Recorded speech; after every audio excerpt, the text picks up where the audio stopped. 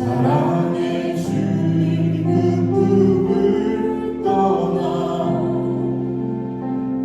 내 영혼 잃어버린 지금 너무 늦은 건가요? 내 영혼 회복하기에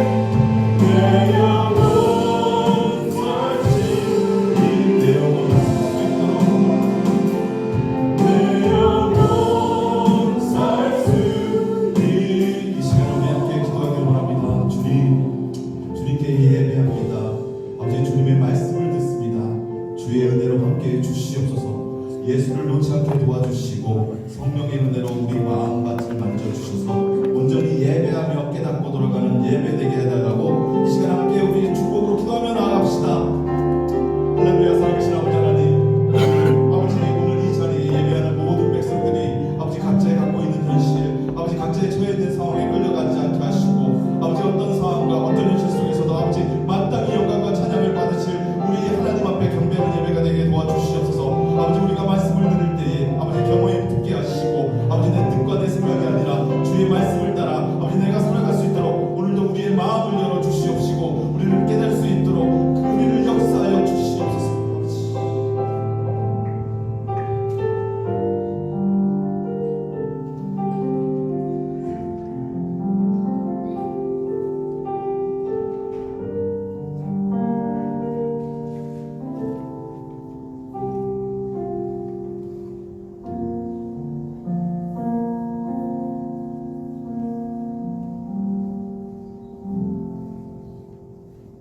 여호와의 이름을 찬양할지어다.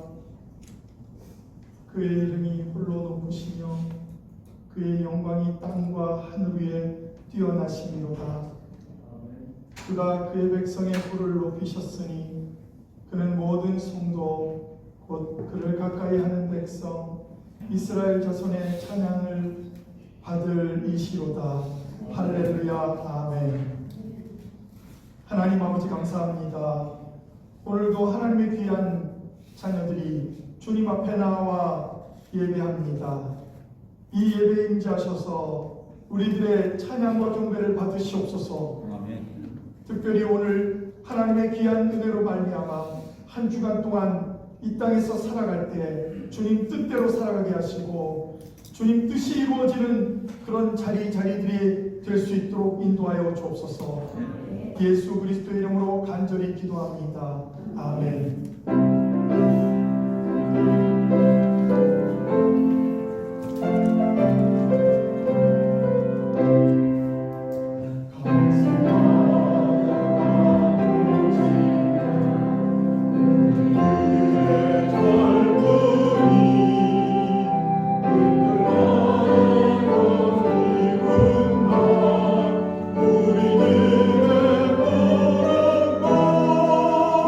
주의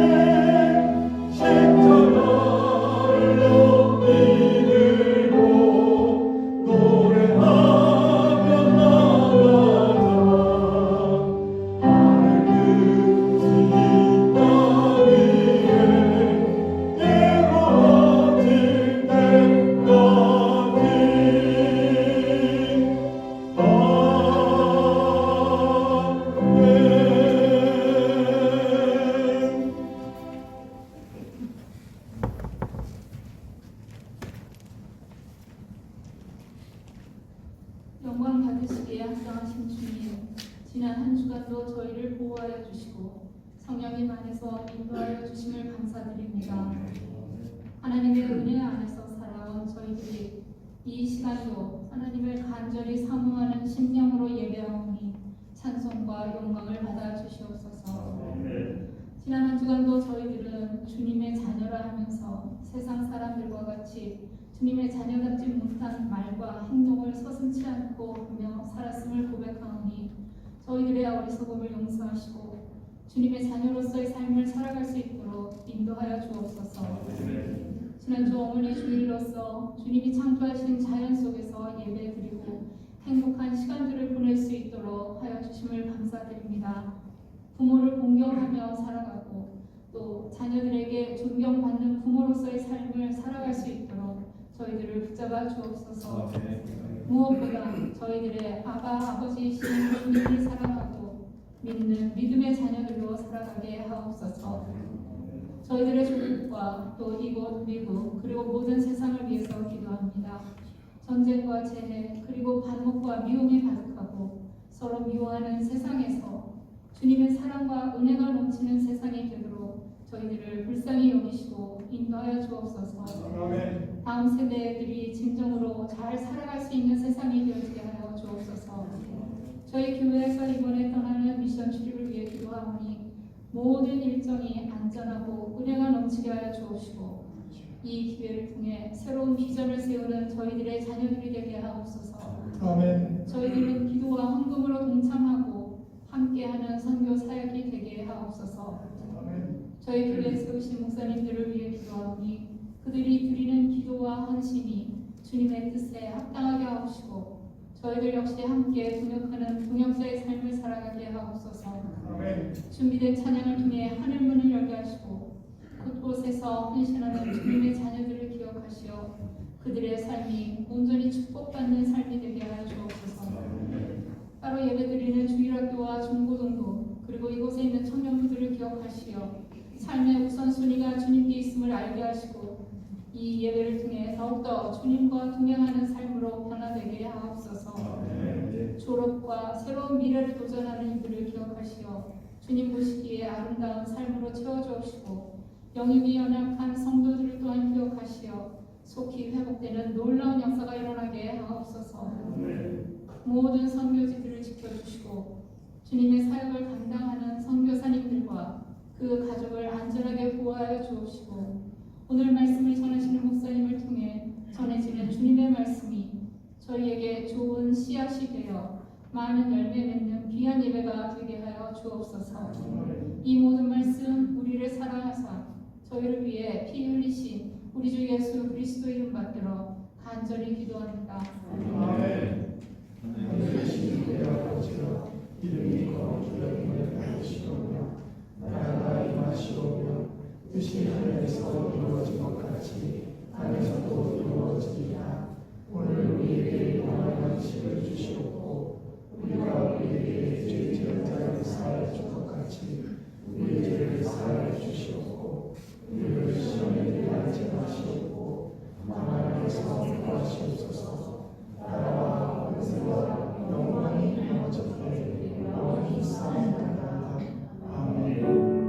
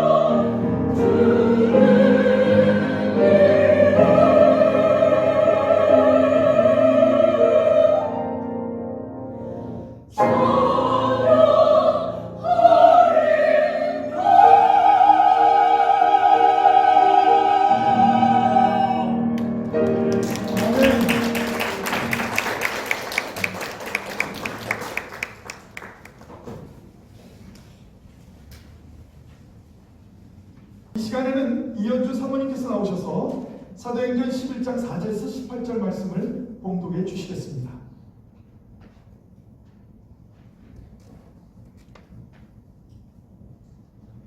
베드로가 그들에게 이 일을 차례로 설명하여 이르되 내가 요바시에서 기도할 때 화물안 중에 환상을 보니 큰 보자기 같은 그릇이 내 귀에 매어 하늘로부터 내려 내 앞까지 들여진거늘 이것을 주목하여 보니 땅에 네 발 가진 것과 들짐승과 기는 것과 공중에 나는 것을 보이더라. 또 들으니 소리 있어 내게 이르되 베드로야 일어나 잡아먹어라 하거늘 내가 이르되 주님 그럴 수 없나이다. 속된 거나 깨끗하지 아니한 것은 결코 내 입에 들어간 일이 없나이다 하니 또 하늘로부터 두 번째 소리 있어 내게 이르되 하나님이 깨끗하게 하신 것 같을 내게 속되다 하지 말라 하더라. 이런 일이 세 번 있은 후에 모든 것이 다시 하늘로 흘러 올라가더라. 마침 세 사람이 내게 유숙한 집 앞에 서 있으니 가이사라에서 내게로 보낸 사람이라. 성령이 내게 명하사 아무 의심 말고 함께 가라 하시매 이 여섯 형제도 나와 함께 가서 그 사람의 집에 들어가니 그가 우리에게 말하기를 천사가 내 집에 서서 말하되 내가 사람을 요바에 보내어 베드로라 하는 시몬을 청하라. 그가 너와 내 온 집이 구원을 받을 말씀을 내게 이르리라 함을 보았다 하거늘 내가 말을 시작할 때에 성령이 그들에게 임하시기를 처음 우리에게 하신 것과 같이 하는지라. 내가 주의 말씀에 요한은 물로 세례를 베풀었으나 너희는 성령으로 세례를 받으라 하신 것 같이 생각나노라. 그런즉 하나님이 우리가 주 예수 그리스도를 믿을 때에 주신 것 같은 선물은 그들에게도 주셨으니 내가 누구이기에 하나님을 능히 맡기느냐 하더라. 그들이 이 말을 듣고 잠잠하여 하나님께 영광을 돌려 이르되 그러면 하나님께서 이방인에도 생명 얻는 회개를 주셨도다 하니라. 아멘.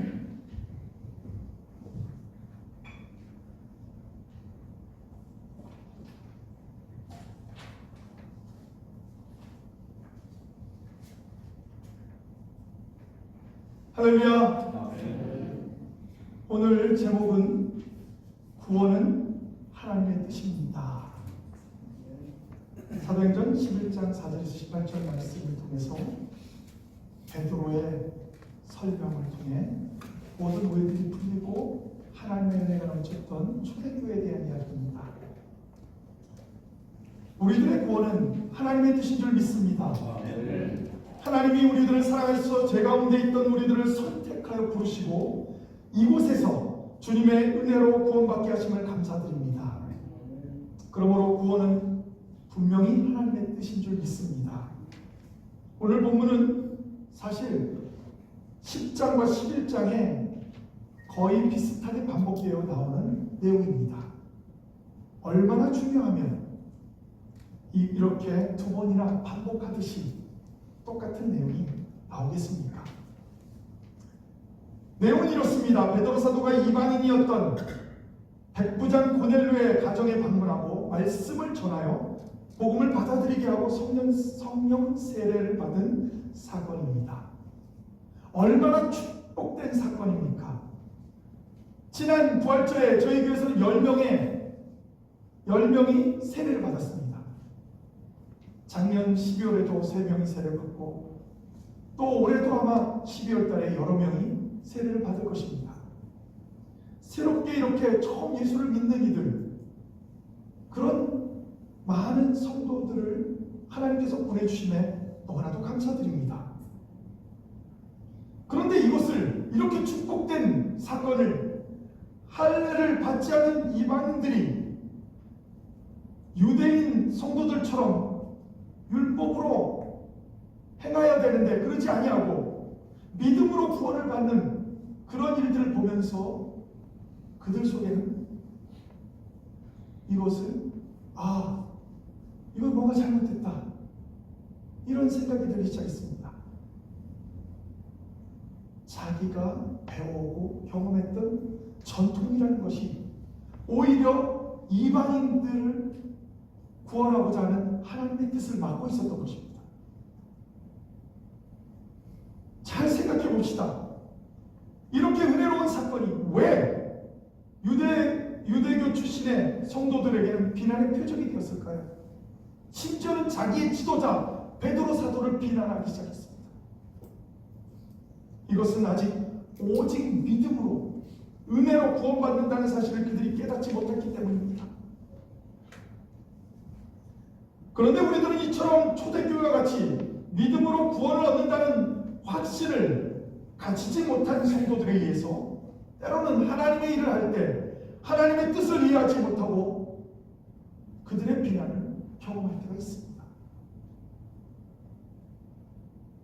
예루살렘 교회는 하나님께서 이방인에게도 구원을 얻는 회개를 주셨다. 이것이 오늘 십자가 11장 내용의 결론입니다. 왜 이렇게 그러면 그들이 그렇게 비난을 하다가 어떻게 그들이 받아들일 수 있었을까요? 그것은 그들에게 마음과 뜻과 정말 성의를 다해서 믿음의 확신을 가지고 성령의 충만을 가지고 베드로 사도가 설명을 할 때 그들의 오해되었던 많은 문제들이 깔끔하게 해결되었다는 것입니다. 세상을 살아가노라면 사람과 사람 사이에는 오해가 생기기도 합니다. 문제는 이 오해를 얼마나 잘 해결하느냐에 달려있다는 것입니다. 그러므로 이제 베드로 사도가 예루살렘 교회 성도들의 오해를 풀어준 이 사건을 통해서 우리들도 우리 교회에서 오해로 말미암아 문제가 발생했을 때 그러면 어떻게 우리는 그것을 해결할까? 이것을 오늘 말씀을 통해서 함께 은혜를 나누고자 합니다. 이방인의 구원은 하나님의 뜻이기에 오해하고 있었던 초대교회 성도들에게 베드로 사도는 이 사건의 모든 것을 자세히 설명해 주었습니다. 오늘 오늘 사도행전 11장 4절에 보면 베드로가 그들에게 이 일을 차례로 설명하여 이렇게 시작합니다. 이미 하나님께서 보여주신 환상과 성령의 인도하심과 그리고 고넬료 일가와 친구들에게 성령이 임하신 사건을 통해 이방 선교에 대한 정당성과 당위성에 대한 확신이 있는 베드로는 할례자들의 어리석고 교만하는 비난, 여기에 당황하지 않았습니다. 우리는 때때로요, 좋은 일을 하고 하나님의 뜻을 이루는 일을 하다가 누구에게 비난을 받으면요 화부터입니다. 성들부터. 그리고 하나님께 이렇게 얘기합니다. 하나님, 제가 주의 일을 하는데, 하나님의 일을 하는데 왜? 하나님, 내가 욕을 먹어야 합니까? 내가 미쳤습니까? 이렇게까지 얘기하는 많은 사람들은 없겠죠. 저는 그렇게 얘기한 적이 있었습니다. 하나님, 왜 이러십니까 도대체? 나한테 왜 이러십니까? 그런데 그때 하나님께서 베드로에게도 확신을 주셨듯이 저에게도 준 확신입니다. 그것은 너희 책임이 아니다. 내가 이 땅에 왔을 때 주님께서 이 땅에 왔을 때 고난을 받으시고 자기 백성들로부터 부인을 당하신 정말로 거부했던 그 자기 백성들, 자기가 선택한 백성들에게 거부당했는데 그것을 말씀하시면서 저는 그때 주님도 그랬지. 그럼 주님을 따르는 우리도 그런 우리들을 경험할 수 있겠구나, 그런 생각을 합니다. 그래서 오히려 베드로는 당황하지도 않았습니다. 화를 내지도 않았습니다. 그냥 있는 것 그대로 차분하게 설명했습니다. 참으로 놀라운 일이죠. 사도행전 11장 5절에도 이렇게 말합니다. 이르되 내가 요바에서 기도할 때 황홀한 중에 환상을 보니 큰 보자기 같은 그릇이 내 귀에 메어 하늘로부터 내려 내 앞까지 드리워졌거늘. 16절에 이렇게 말합니다. 이것을 주목하여 보니 땅에 네 발 가지는 것과 들짐승과 기는 것과 공중에 나는 것들이 보이더라. 베드로가 자신이 본 것을 묘사하면서 보다 자세히 말하고 있습니다. 들짐승이라고 하는 것은 자신이 본 유대인들이 꺼려하는 부정한 짐승들이 있었다고 말하고 있는 것입니다. 이방인들을 그렇게 취급했거든요. 참으로 놀랍죠. 베드로는 예수님의 제자였습니다. 그것도 수제자였습니다. 예루살렘 교회에서도 지도자였습니다. 그런데 베드로는 몇몇 유대인 출신 성도들이 그가 무할례자의 집에 들어가 먹었다는 이유로 자신을 비난하고 자신이 그렇게 나섰을 때 그는 사도의 권위로 내세우지 않았습니다. 어떤 이들은 그런 얘기하죠. 너 몇 살이야? 나이로 누르는 분. 나는 뭐야? 뭐 이렇게 권력을 가지고 내가 누군데 네가 그럴 수 있어 이렇게 권력으로 누르는 분들. 교회에서도 가끔씩은 나는 목사인데 이렇게 생각하면서 누르는 나는 장로인데 나는 권사인데 여러분 절대로 하나님의 말씀을 권위로 눌러도 여러분의 그 위치 하나님이 주신 직분을 가지고는 절대로 남을 눌러서는 안 됩니다. 그것이 오늘 베드로 사도가 보여준 우리에게 귀한 교훈입니다. 그는 사도의 권위를 내세우지 아니하고 사건의 모든 것을 처음부터 끝까지 자세히 설명해 주었습니다. 이런 경우 세상에서는 무슨 권위나 자존심, 인격 따위가 크게 침해받은 것처럼 기분 나쁘게 생각하고 오히려 화를 내는 사람들이 얼마나 많습니까? 하지만 이러한 반응은 감정만 불러일으킬 뿐입니다. 우리들은 베드로 사도를 본받아야 합니다. 교회의 지도자였음에도 불구하고 자신을 비난하던 자들에게 오히려 겸손히 다정한 말로 자세히 설명한 베드로를 본받아야 한다는 것입니다. 그리하면 이웃들과의 오해가 해결도 되고 화평도 누릴 수 있는 것입니다. 그런데 만약 이렇게 했는데도 오해를 풀지 못하고 계속해서 비난만 계속한다면 어떻게 해야 할까요? 이것이 우리들이 갖고 있는 딜레마입니다. 딜레마가 뭡니까? 이러지도 못하고 저러지도 못하고 이런 난처한 상황에 처해 있는 건 아닙니까? 그래서 함께 가야 하는 것은 맞지만 때로는 하나님께 맡기고 나아가야 합니다. 그 사람들과 함께 간다고 하나님의 뜻을 멈추거나 하나님의 원하는 일들을 주저하거나 그 자리에 주저앉아서 아무것도 하지 못하는 교회가 되서는 안 됩니다. 그냥 나아가야 됩니다. 하나님 믿고 나아가야 합니다. 같이 가기를 원하지만 같이 갈 수 없는 사람들은 그렇게 할 수밖에 없습니다. 그렇지 않으면 아무 일도 벌어지지 않습니다. 이방인을 구하는 문제였습니다. 그래서 이방인을 구원은 하나님의 뜻이기에 이런 오해를 하고 있던 초대교회 성도들에게 베드로 사도는 두 번째로 성령의 가르침으로 문제 해결의 기준을 삼고 확신 있게 알려주었다는 것입니다. 사도행전 11장 11절 12절에 보면 성령이 내게 명하사 아무 의심 말고 함께 가라 하심에 이 여섯 형제도 나와 함께 가서 그 사람의 집에 들어가니 그가 우리에게 말하기를 천사가 내 집에 서서 말하되 내가 사람을 요바에 보내어 베드로라 하는 시몬을 정하라. 베드로는 고넬료가 우리에게 말했담으로써 욥바에서 동행한 형제들 우리라고 말하며 혼자 한 것이 아니라 함께했다. 하나님의 뜻을 이루는 것은 함께했다고 말하고 있습니다. 여러분과 제가 함께할 때 하나님은 그곳에 역사하신 줄 믿습니다. 또한 11장 14절에 보면 그가 너와 내 온 집이 구원을 받을 말씀을 내게 이르리라. 이게 누가 말하는 겁니까? 천사가 말하지 않습니까? 고넬료에게 말한 것입니다. 이 말씀은 베드로에게 똑같은 말씀을 천사가 말했을 것입니다. 그리고 15절에는 이렇게 말합니다.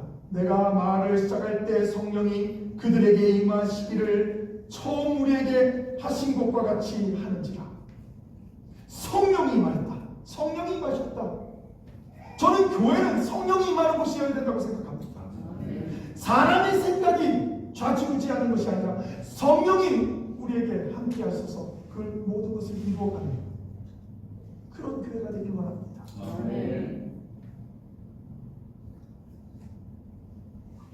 베드로가 할례주의자의 오해를 풀어주기 위해 사건 모든 처음부터 끝까지 자세히 설명해 준 것은 틀림없는 사실입니다. 그렇다고 해서 베드로가 이해해달라고 비굴하게 애원하듯이 말한 것이 결코 아닙니다. 우리는 그렇게 해야 되는 줄 압니다. 아닙니다. 하나님의 뜻을 이루는데 우리가 그 사람도 같이 해야 된다고 비굴하게 그렇게 처절하게 애원해서는 안 됩니다. 왜? 성령이 함께 하시면 우리가 정확한 팩트를 말해도 하나님이 그의 마음을 바꿔주십니다. 함께 할 수 있도록 능력을 주십니다. 하게 될 줄 믿습니다. 그래서 사도행전 11장 17절에 보면 오늘 본문에 내가 누구이기에 하나님을 능히 맡겠느냐. 우리는 하나님의 뜻을 막을 수 없습니다.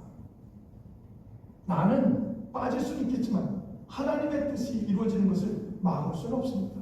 막는다고 막아지지 않습니다. 왜? 기도하고 성령 충만하고 하나님의 뜻대로 살아가는 일이 그 교회에서 함께 움직이기 때문입니다. 특별히 우리들은 복음을 증거하든 어떤 오해를 풀어주든 하나님이 이끌어 가신다는 이러한 확신이 있어야 합니다. 로마서 8장 33절에 39절에 보면 너무나도 중요한 말씀이 있습니다. 누가 능히 하나님께서 택하신 자를 고발하리요. 의롭다시는 하나님이시니 누가 정죄하리요. 죽으실 뿐 아니라 다시 살아나시기는 그리스도 예수시니 그는 하나님 우편에 계신 자요 우리를 위하여 간구하는 자신이다. 누가 우리를 그리스도의 사랑에서 끊으리요. 환난이나 공고나 박해나 기근이나 적신이나 위험이나 칼이나 세상적인 방법으로 우리를 이렇게 핍박하고 힘들게 해도 우리를 절대 끊을 수 없다. 하나님의 능력에서 절대 우리를 끊을 수 없다고 말하는 것 아닙니까? 그래서 37절에 이렇게 말합니다. 그러나 이 모든 일에 우리를 사랑하시는 이로 말미암아 우리가 넉넉히 이기느냐. 우리를 사랑하시는 하나님, 우리를 사랑하시는 성령님, 우리를 사랑하시는 예수님으로 인해서 우리는 넉넉히 이기게 될 줄 믿습니다. 증거하는 사람은 확신이 없는데 어떻게 그 사람을 말을 믿을 수 있겠습니까? 만일 확신이 없다면 차라리 사과를 하든지 아니면 증거를 대지 말든지 하는 것이 더 좋습니다. 확신도 없는데 어떻게 말을 해야 할까요? 불확실한 증거는 오히려 오해만, 혼란만을 일으키기 때문입니다. 마지막으로 이방인의 구원은 하나님의 뜻이기에 오해를 하고 있던 초대교회 성도들에게는 베드로 사도는 평소에 쌓은 신뢰감을 바탕으로 설득을 했다는 겁니다. 그래서 많은 사람들에게 신뢰감을 주는 이들은 어쩌면 교회 일을 할 때 덕을 쌓을 수가 있습니다. 17절 말씀엔 이렇게 말합니다. 17절과 18절을 보면 그런즉 하나님이 우리 주 예수 그리스도를 믿을 때 주신 것과 같은 선물을 그들에게도 주셨어요. 내가 누구에게 하나님을 능히 맡겠느냐 하더라. 그들이 이 말을 듣고 잠잠하여 하나님께 영광을 돌려드리되 그러면 하나님께서 이방인들에게도 생명을 누리기를 주셨도다 하니라. 이방인들과 함께 같이 먹었다고 베드로를 비난함으로써 베드로를 비난하는 것에서 끝난 게 아닙니다. 베드로를 비난함으로 인해서 이방 선교를 멈추려고 했던 할례자들은 오히려 베드로의 차분하고 논리정연한 설명, 그 설명 앞에서 그들은 더 이상 입을 열지 못했습니다. 그리고 오히려 그들이 다 하나님께 영광을 돌렸다. 오늘 성경은 그렇게 말합니다. 그렇습니다. 하나님께서 이방인들에게도 생명을 얻는 회개를 통해서 그들을 구원하십니다.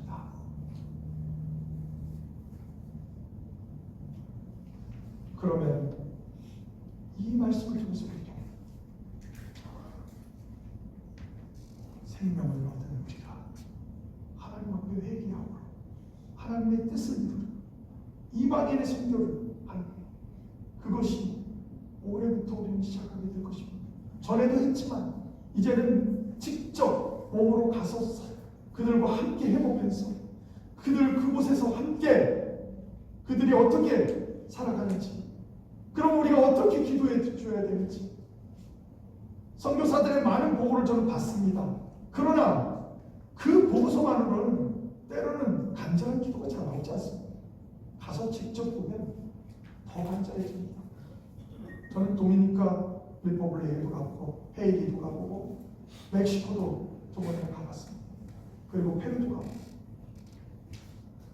중국, 태국 여러 나라들의 미션 출국을 가봤는데 갔다 오면요 기도의 깊이와 간절함이 달라집니다. 우리가 이것을 올해부터 시작하려고 합니다. 우리 함께 동참합시다. 함께 하나님께 영광 돌립시다. 하나님의 한 생명, 천하보다 귀한 한 생명을 구원하는 것을 가장 기뻐하시는데 우리가 그 하나님 좀 기쁘게 좀 해드리십시다. 아멘. 고넬료의 가정의 성령 강림 사건 때문에 이방인에 대한 선교가 예루살렘 교회에서 공식적으로 인정이 되고, 더 나아가서는 이방 선교의 센터 역할을 했던 안디옥 교회가 세워지는 그런 기적이 일어났습니다. 우리도 그렇게 합시다. 선교를 하다가 어느 지역에 정말 선교가 필요해서 그 지역의 교회가 세워져야 한다. 우리도 합시다. 우리 지방에 있는 교회 중에 하나도 그렇게 해서 교회를 세운 교회도 있습니다. 왜 그럴까요? 우리도 힘든데 그렇습니다. 어느 교회나 아무리 헌금이 많이 나오는 교회도 다 어렵습니다. 어려운 정도가 달라서 그렇지. 그럼에도 불구하고 하나님의 선교, 하나님과 함께하는 선교를 계속 끊임없이 해나가야 될 줄 믿습니다. 기도하겠습니다. 하나님, 본격적으로 우리도 이제 선교를 시작하려고 합니다.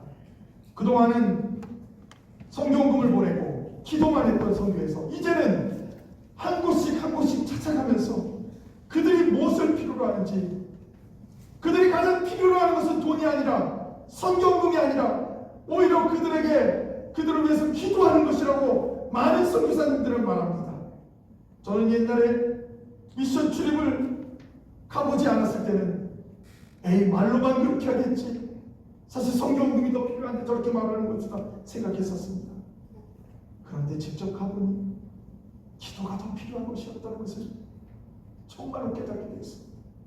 하나님, 우리 성도들이 이제 선교를 위한 기도회가 시작되게 하여 주시옵소서. 하나님께 영광 돌리는 선교회가 되게 하시고, 이렇게 우리가 미션 출입을 여러 각 기관들이 이제 앞으로 가게 될 텐데 갈 때마다 하나님 그 모임들이 기도 모임이 되게 하시고 그 성교지를 위해서 간절히 기도하는 귀하고 복된 그런 귀한 조직들이 될 수 있도록 하나님 도와주시옵소서. 예수 그리스도의 이름으로 간절히 기도합니다. 아멘.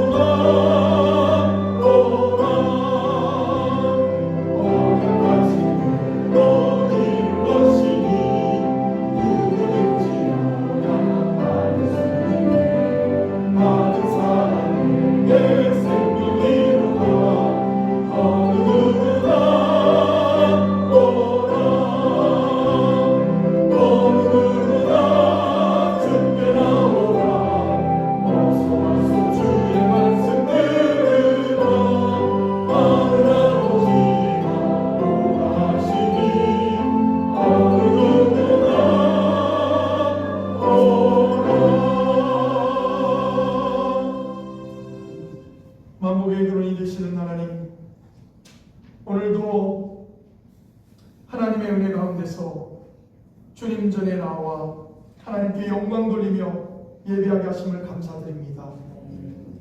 복된 발걸음으로 우리를 인도하여 주셨사오니 한 주간 동안도 하나님의 귀한 은혜를 가지고 승리할 수 있도록 인도하여 주시옵소서. 정성껏 준비한 예물과 호피 인디안 선교를 위한 선교헌금도 주님 앞에 드리오니 그 기도의 제목들마다 하나님의 역사가 일어나게 하시고 하나님의 능력이 나타날 수 있도록 인도하여 주시옵소서. 이제는 우리 주 예수 그리스도의 크신 은혜와 하나님 아버지의 만하신 사랑하심과 지금도 살아계서 역사하시는 성령님의 감동감화 역사 충만하심이 오늘도 이방인 선교를 위해 그것을 막으려고 했던 사단의 세력을 이기고 승리했던 베드로 사도처럼 초대교회처럼 콜럼버스 좋은 교회